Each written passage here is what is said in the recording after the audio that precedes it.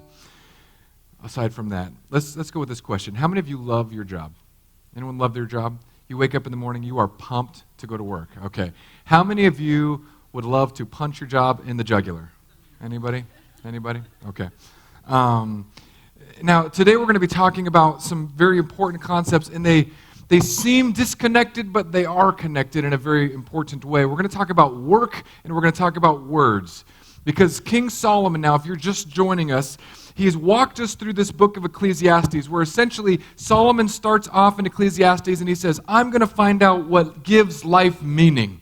I'm going to find out what gives life happiness. And he systematically did an experiment where he said, I'm going to see if partying can make me happy. And he partied to the maximum. He had parties for tens of thousands of people. He didn't just kill cows, he killed herds. He didn't just have a bottle of wine, he had vineyards. And then he said, this left me wanting. So then he said, I'm going to see if I can get happiness through relationships. He had 700 wives, 300 concubines that we know about. Now this is the person who, when he got to ask God for anything, said, God, give me wisdom. And it says that the Bible made Solomon the wisest person who had lived in the world up to that point. So I still find it weird that he had 700 wives and he was wise. Does that make sense to anybody else? And if you're a husband and your wife is here, don't laugh, because you will be in trouble for that. You cannot laugh when I make jokes about being married, okay? Wives can laugh all you want. So then that didn't work. And then he said, no, I'm going to get money. And he had more money. He had so much money that silver became as stone. It was that common. And gold became as common as silver. And then at the end of Ecclesiastes, he's sitting down and he's saying, look, you guys, I did all of this partying. I did all of this happy seeking. And it was all meaningless. Vanity, vanity. So now he's sitting down, and as we talked about a few weeks ago, he's like the grandpa. And he's got the cup of coffee. You know, the grandpa coffee, the Folgers that's 3 days old, it's been microwaved 10 times, and your spoon just sticks up in it. And your grandpa gives you the same cup, and he doesn't let you put cream in it because he was like a World War II veteran, you know? This is Solomon. And he's giving us advice today on how to work. And I think sometimes we separate our existence. We say, here's where I work, here's where I play, and here's where I sprinkle Jesus. And Jesus does not want us to operate that way, so the Bible speaks directly to us about how we ought to work, about being wise and being foolish. So it's going to start with wisdom and foolishness and give us a lens, and it's going to jump in. So we're going to be in verse 2 of chapter 10 is where we're going to start. Verse 2 of chapter 10.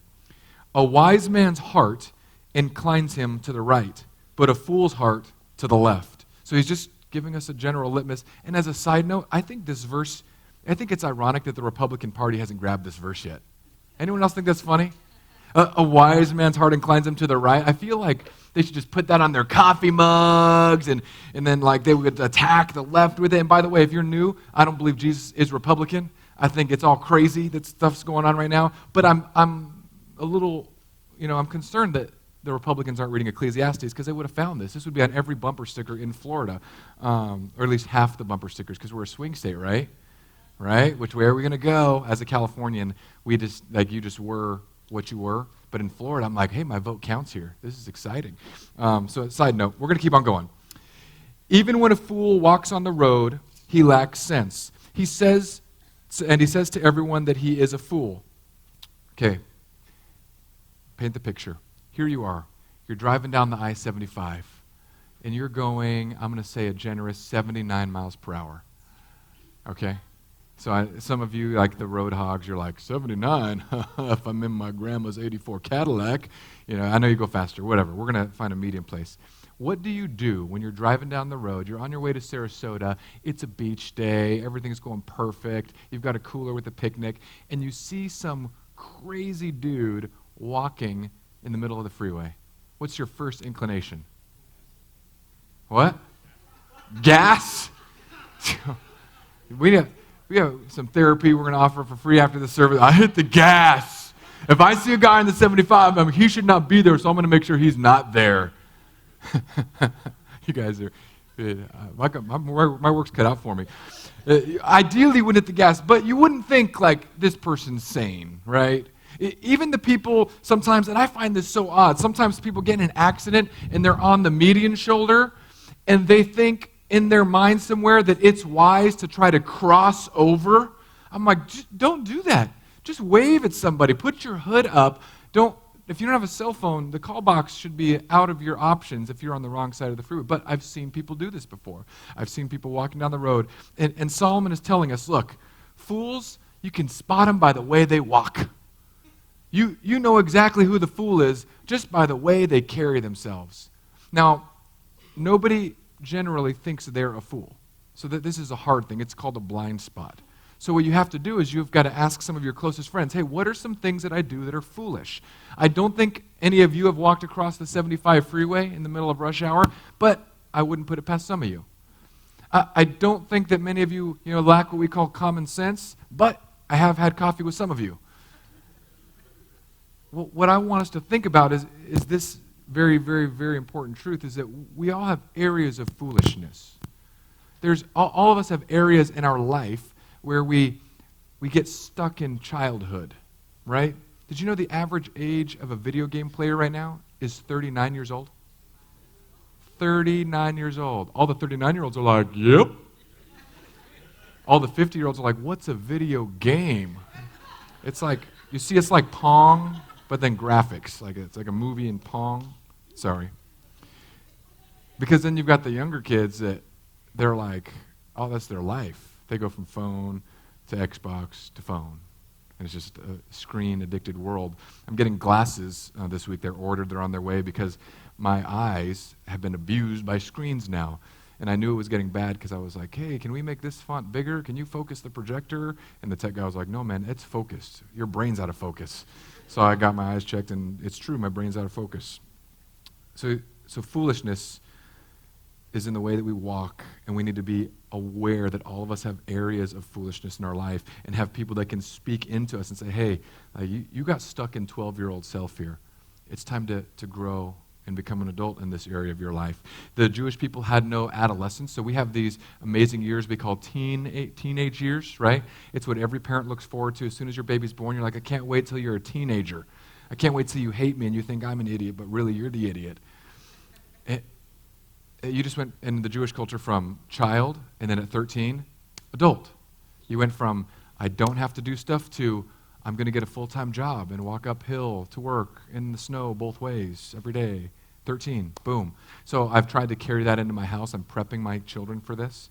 So I'm telling them, like my oldest is 7. So I say, Jackson, you've only got a few years left, so you're getting a job. And he looks at me, what kind of job? 8 hours a day, behind a desk, slaving away, answering emails. He's like, I can barely type. I don't care, buddy. I want you to work. But, will I get money? Nope. This is called chore work. It's free. This is called slave labor, but it's legal still in this country, and I'm going to make you do it. And I'm trying to instill this in him because I don't want my kid to become a fool. It's easy to get locked into the pattern because everyone around you might be walking the same foolish direction. And if everyone's walking the same foolish direction, you're less inclined to realize that you're in a pack of fools. If everyone is doing foolish things and walking down the 75, they'd be like, hey, everyone else is doing it. I may as well do it. But that's all good until Mark comes down and hits the gas with his semi-truck. Then it's not good. You said gas, and you drive a semi-truck. That's on you. Okay, we're going to keep going. If the anger of a ruler rises against you, do not leave your place, for calmness will lay great offenses to rest. If the anger of a ruler comes against you, be calm. Now, this is going to be a really quick sermon because a lot of this is pretty self-explanatory. If somebody gets angry at you that's in charge, just be calm. Just let it ride. I don't need to read about it on Facebook. You don't need to scream about it. You don't need to yell at your spouse about it. If you're really upset at the political climate right now, just be calm. You want to know why? Because in 50 years from now, both of those people are going to be dead. I mean, some of us will be dead too. Hopefully I'll be dead. Because I don't want to be 87. I'm a tall guy. You've all seen tall people age, right? We just begin to turtle. So I'm like, God, take me before I turtle. The Bible says, stay calm in the midst of an angry ruler rising against you. and you will lay great offenses to rest. Martin Luther King did this. He changed a tide by trying to protest with peace and calmness, and that went against the whole tide of the racism that had led to that point. He didn't try to fight back. He didn't arm the people. He said, we're just going to protest calmly. We're going to calmly stand in front of batons and fire hoses. We're going to calmly see this thing change. And it changed the world in a great way in our country. Now we're going to begin to shift. Solomon says in verse 5, there is an evil that I have seen under the sun. Everyone say, under the sun. Remember, this is this life, not heaven life, this life in the sinful, broken, fallen world where sin has infiltrated. Here's the error, as it were, an error proceeding from the ruler. Folly is set in many high places, so there will be rulers where foolishness takes place, and the rich sit in a low place. I have seen slaves on horses and princes walking on the ground like slaves. So he's setting up this portion on work. He's setting up this portion on here. I'm going to talk about work, but I'm letting you know, under the sun, things are messed up. Under the sun, I've seen foolish people in high places. I've seen rich people in low places. Under the sun, there's some brokenness, but I'm going to give you some advice, is what Solomon is telling us. So here's advice point number 1. Verse 8, he who digs a pit will fall into it, and a serpent will bite him who breaks through a wall. He who quarries stones is hurt by them, and he who splits logs is endangered by them. So here's what Solomon is saying. Look, work is going to be hard. Some of you are going to be pit diggers, and you're going to fall into the pit. Workers' comp. Some of you are going to break down a wall, and as soon as you complete your task, a snake's going to bite you. Now, here's what Solomon's not saying. He's not saying, do nothing. He's going to tell us very explicitly, work hard, work at what you do, be excellent in your craft. But things could go bad. As a matter of fact, things will go bad. When I was a teenager, I worked at a car dealership, and we had these giant concrete planters, the kind that you put trees in. So we were moving one because the boss wanted to move a tree pot planter from this side to that side, whatever it was. So they said, we need the biggest guys that we have. And I'm not like big in the muscle sense, but I think my height deceives people. So they put me on this team of big dudes. So me, big dude number 2, big dude number 3, we tipped it up, we got the jack under it, we tipped it back, and then we moved it to the new place. And then we're tipping it up, and we're letting it down, and it's like they forgot to say, is everyone out from underneath it? Because my hand was still under it. I was hulking this thing up like Thor. I was a demigod. My thighs were just burning. And they dropped it. Boom. Now this thing weighs, I'm going to guess, a solid 600-700 pounds. So my hand is underneath this thing, and I realize what's going on. I'm like, it's gone, man. And I screamed. I'm not going to scream because they're not ready. I screamed. I was like, help! Help! And the 2 guys that were with me, because I couldn't help anymore, because my hands I'm literally tugging it, and my arm's just like a piece of meat. I'm pushing with my chest. No! And then all of a sudden, the guy that we should have had move it comes bounding out of the mechanic shop, just the biggest, burliest dude, and he grabs the whole thing. And he did like that mother super strength thing, and I pull my hand out.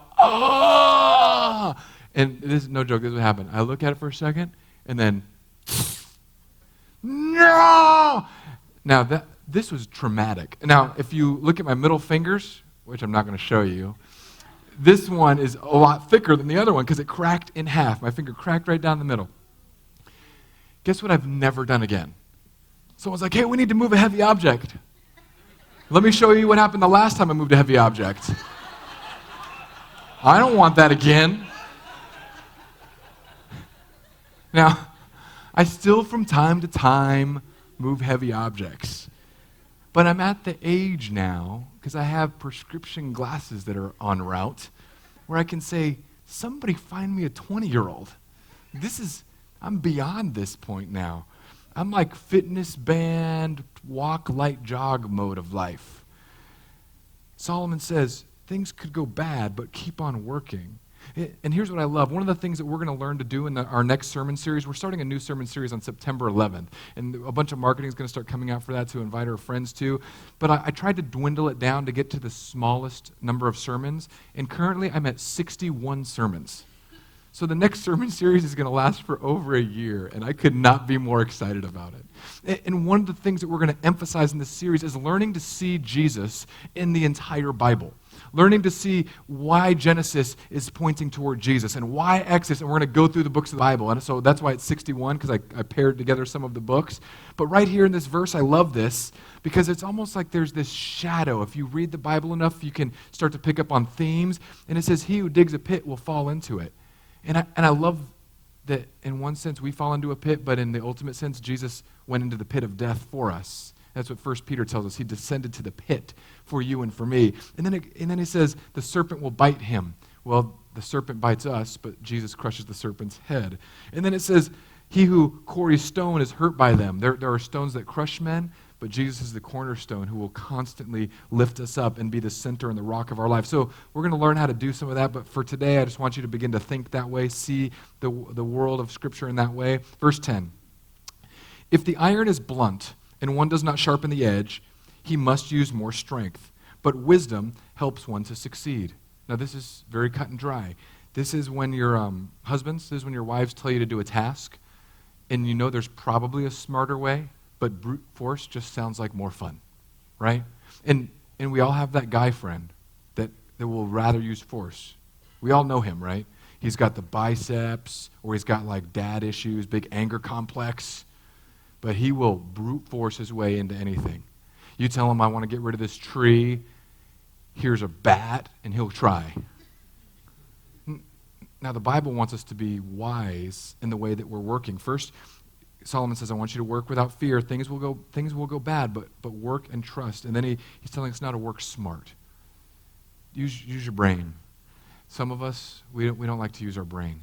Some of us turn off our brain right when we get to work. We go to work and we're like, okay, I'm here.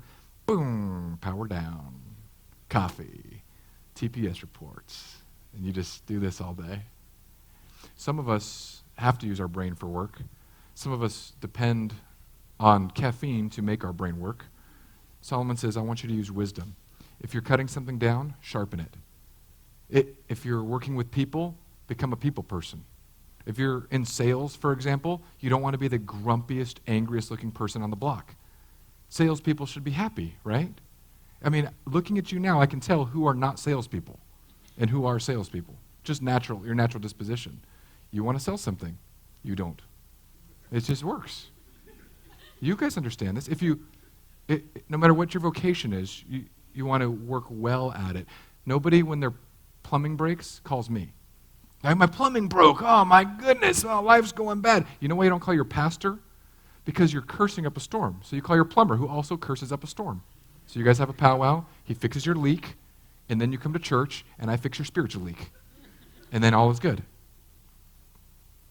No, but in all seriousness, work without fear, work smart. And then he says this in verse 11, if the serpent bites before it is charmed, there is no advantage to the charmer. That's like one of those duh lines, right? So I've been to India. You see the guys doing the snake charms. It would be so funny, but not funny, if the guy's like, okay, we're going to get set up here. Okay, are you ready, Slytherin? And you put the little basket down, and as he turns to get his flute, the snake's like, boom, gotcha. He's like, it's too late. Boom. You know? So Solomon says, work without fear, work smart, and then finish well. Make sure you're doing your job well. Now here's where I want to pause. See, in my vocation, we have this thing called calling, because not many people want to subject themselves to ministry. There are a few sadistic people out there. But I rarely meet the person who's like, I was called to be a plumber, or I was called to be a drywaller, or I was called to be a concrete layer. I rarely meet that person. But I want you to think about something right now. Every single job that is held by every person in this room, at least as of today, was given to you by God to be used for God. There is no job unless you're in something that's outrightly sinful. Like if you're here and you're thinking, oh, my job is from God, I'm a pornography director. Nope, not from God. That's from sin. Okay? Like if you're working at a club, that's from sin. We have different conversations. Now every job, whether you're a doctor or whether you're working at a fast food restaurant, every job has meaning and value. And I think sometimes we don't see that. I think sometimes we forget that God has given us the ability to take the raw materials that are on this planet and create beautiful things for human flourishing. Because it is a beautiful thing today, friends, that I get to go to my coffee shop's grand opening. I can't tell you how excited I am. You guys know I go to Foundation. I'm what you call an addict. And they're opening a brick and mortar building in Tampa. It's their grand opening today. And my wife, this morning I was getting ready. I was like, what day is today? Today is chapel day. And then I said it again. What day? And I do this, by the way. I'm this crazy in the morning on Sundays. What day is today? And Amy goes, today's Foundation Day. I was like, that's why I love you. Because you know what's going on. Because I'm going here, nap, Foundation. And I'm just going to drink coffee. And there's a brewery a few doors down. But I don't go there because I'm a pastor. The new people are like, I'm sorry, okay. Work without fear, work smart, finish well, take your calling, whatever God has called you to do, and press into that. And here's where it changes for people who are followers of Christ. In our culture, there's this weird thing where we turn our work into what validates us as people, which is why when you meet somebody, you say, hi, my name is Ryan. Hi, my name is Bob. And my next question is, what do you do, Bob?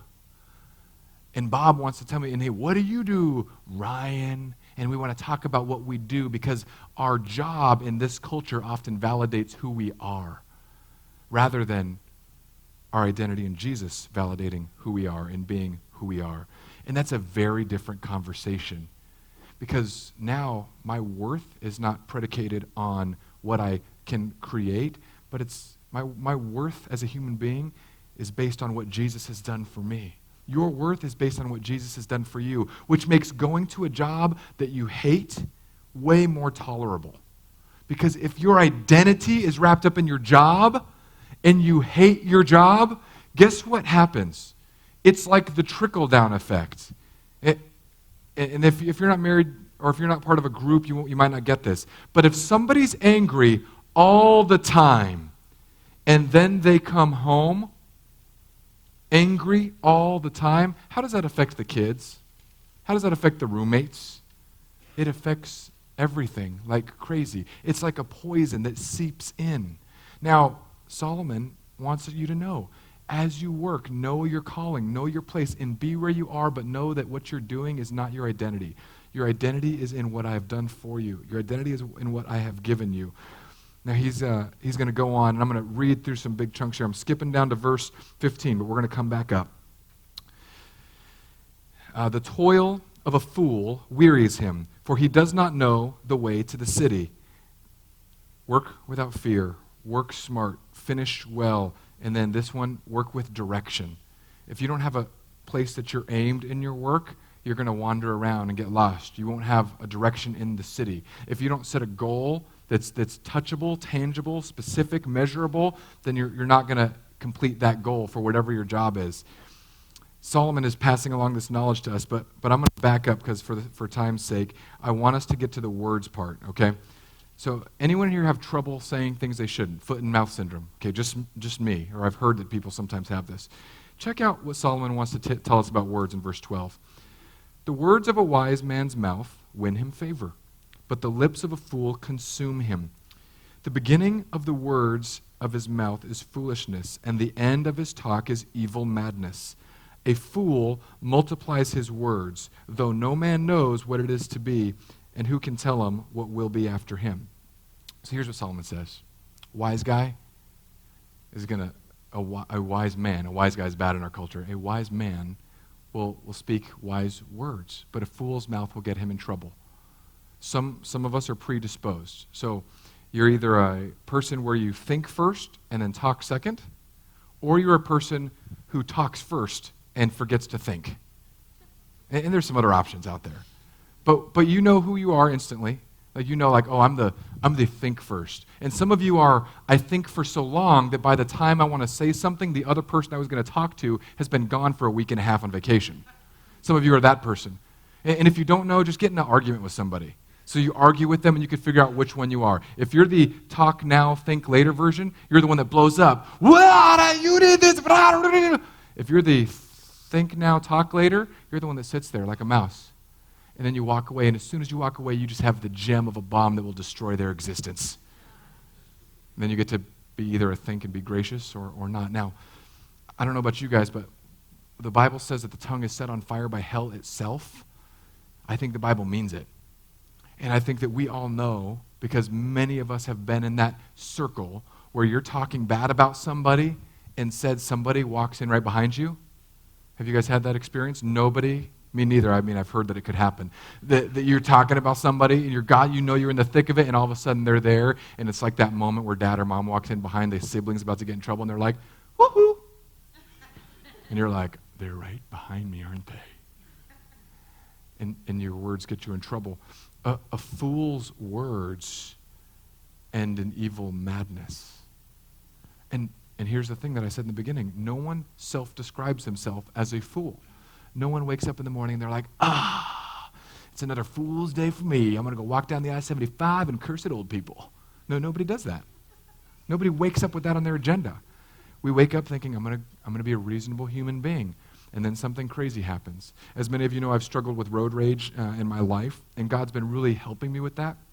As a matter of fact, on the way back from a little trip I was on with my wife, now, barring the fact that I was already being a dumb husband and using dumb words, and we were in a little skerfuffle, I was driving the speed limit. But the person behind me didn't care for the fact that I was only going the speed limit.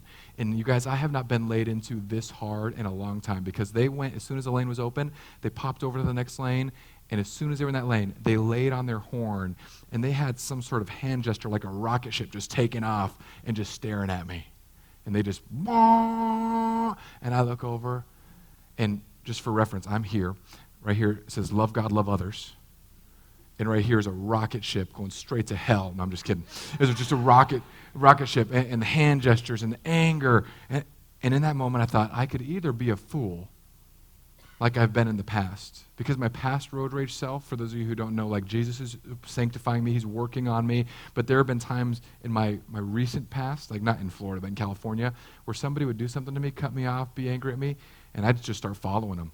I'm like, just wait till we get out of the car. You think because I drive a small car that I'm a small person? I get out like a transformer on my Jetta. And they just think because I'm in a Jetta that it's like a teenage girl car. No, that's not how it works. Like I'm a big boy, and I have anger issues that Jesus is working on. I'm going to therapy often as I can afford. and I was like, I should do it. I'm going to follow that lady. And then I'm thinking, like, my kid's in the car. I'm like, they know Jesus. I'm going to follow this lady. I'm going to take her out. I sped up for a second, and then I thought, no, I'm just gonna be calm. Because what can I do? Like, what am I really going to do when I catch up to some angry lady? Be an angry pastor? And then, like, Lord knows she shows up to church next week, right? That guy. I didn't even say anything. We have a choice. We can think and close our mouth and say, is this wise word or is this foolish word? Ephesians puts it very nicely for us. Do not let any unwholesome talk come out of your mouth, but only what is helpful for building up others according to their needs, that it may benefit those who hear. So before you say something, are you asking, is this going to build somebody up, build up their love, build up their joy, or is it going to tear them down? I mean, imagine how changed our relationships would be if we just used that. If we threw out every marriage book that ever was written and we said, before I say anything, I'm going to ask, does this build up or tear down? And some of you are instantly thinking, we can't do that because sometimes people need to be torn down. How does that work out for you? Does it work great? Do you tear your spouse down and the next day they come to you and they say, thank you for abusing me emotionally? No, nobody likes that feeling. We can still build up in the midst of constructive criticism. Now here's where he really gets me, you guys. Jump down to verse 20, because most of us are guilty of using our words in a wrong way. Verse 20 takes it to the next level, the Jesus level. Even in your thoughts, do not curse the king, nor in your bedroom curse the rich. For a bird of the air will carry your voice, or some winged creature will tell the matter. So now here's where it gets interesting, because we've collided words and work. And words often become sinful at work. Words become very easy to spread at work, because you can say it and you can just blame it on the work-related words. That's the reason you're being a jerk. But this thing with thoughts scares me. There's an amazing thing that happens when you become a follower of Jesus. Now, if you don't know Jesus yet, here's what happens. You start out saying, I want to make my life better. My kids are headed a bad way, so I'm going to go to church. I want to feel enriched and encouraged. I want to find hope. That's awesome. Then if you become a follower of Jesus, you say, Jesus, I'm yours, you're mine. I'm going to follow you. I'm all in. Then you come to church programs, and we start to shape you. We're like, okay, here's what you do. And this is average churches. Don't cuss. Don't watch rated R movies unless they're about me. And we're just going to sort of mold you around bad music, good music. We do all these weird sub-Christian culture things. You got to get this bumper sticker, this coffee cup. And then all of a sudden, you finally stopped sinning on the outside. But the Bible has your number. The Bible's like, oh man, this guy, Ryan, he was a rascal. He could drop cuss words with the best of them. He cursed like a sailor. He drank like an Irishman. I mean, he was wild. And then all of a sudden, Christianity got a hold of me and it started shaping me. Clean cut, buzz cut, boom, boom, boom. I tuck in my shirt sometimes, guys. But if you see me in a suit, be warned. It's either the worst day or the best day of your life. Okay, I'm not going to wear a suit. If you see me in a suit, it's because either somebody died or they're getting married, sometimes both in the same day, and that's always weird. Okay. Now we get to that point where everything's good on the outside. We don't cuss as much. The road rage person can drive by us. And the Bible's like, even in your thoughts, don't say anything bad about people. So when you put your head on your pillow at night, even in those thoughts, God's like waiting. Because I'm going to be really honest. There's been moments where I've gone to bed at night as a pastor, not in the recent history, but recent enough. And my thought is, God, why don't you just kill that fool and all of his friends? And I know you're thinking, like, do you really think that? Absolutely. There have been people that I've thought that about. When I read something horrendous on the news, when I read something about a child being abused, somebody being murdered, I'm like, God, just kill them. We've already discussed this. Like, if I were on the cross instead of Jesus, I would have laser beamed people because he could do whatever he wants, but he didn't. And Solomon says, beware. And he didn't even have the New Testament to tell him why this works this way. But he said, your thoughts are evil, and they plant a seed in you. And that seed is going to grow into something that's going to become a word. And that seed that fed those words might one day feed those actions. And that seed that fed those words, that became those actions, might one day dissolve your relationship with your kids, or your relationship with a friend.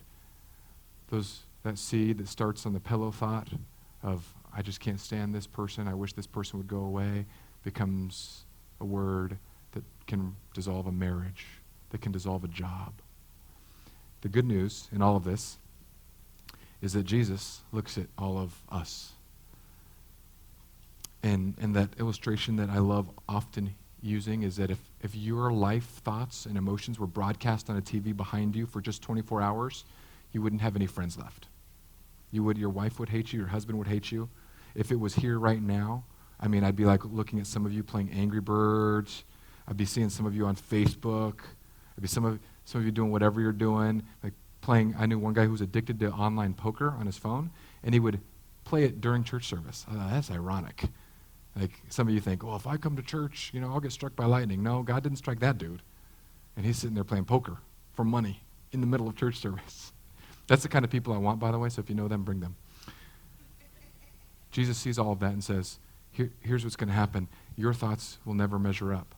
So I'm going to come and clean out your mind. And he does it not by some weird religious course. He does it by putting his Holy Spirit in us. And for some of you, it's very quick. For others of us, it takes years. Some of us can have that testimony where you're like, I was point A, and God just launched me over to here. And those are the testimonies we always share from stages in churches across this country. But the testimonies I love are the ones where someone's like, Jesus saved me 16 years ago, and I've moved like an inch. And they're doing it with tears rolling down their cheeks, saying, it was the hardest inch I've ever moved, but I felt loved the whole way through. Some of us need to hear that story because some of us are wondering, Why do I hate my job? Why are my words so terrible? Why is there so much bad coming out of me? Why is it that I can't go a day without thinking a bad thought about somebody else? Because some of us are still here. And God says, don't worry, we're going to bring you along. But it's in his timing. It's in his way. And it's by his grace that we make any movement toward him. So rest in that today. And I want you to know that if you are struggling with something today, bring it to Jesus and leave it here. Leave it at the cross, where you can say, God died for this. I no longer need to be held down by this. If you're somebody to the work-related thing that's finding your identity in what you do, try starting a conversation today without asking somebody what they do at all. Say, hey, I'm so-and-so, you're so-and-so. What's your favorite thing about life today? Or what's giving you joy today? Take those steps. I hope you guys all did your homework from last week. Do you remember your homework? For those of you who were here, your homework was to have a nice meal with good company. So I got a lot of pictures. People had steak and wine with a good friend. So I have homework for you this week. If you love your job, I want you to write to me or the chapel on Facebook, email, whatever. Tell me something you love about your job. And if you hate your job, I want you to tell me how this week you were able to overcome some of that hatred for your job. What did you do that helped you find more joy in your job this week? And if you could do that homework, I would be blessed. And now we're going to invite the offering people forward, and I will pray us out of here. God, as the choir comes up, as the offering comes forward,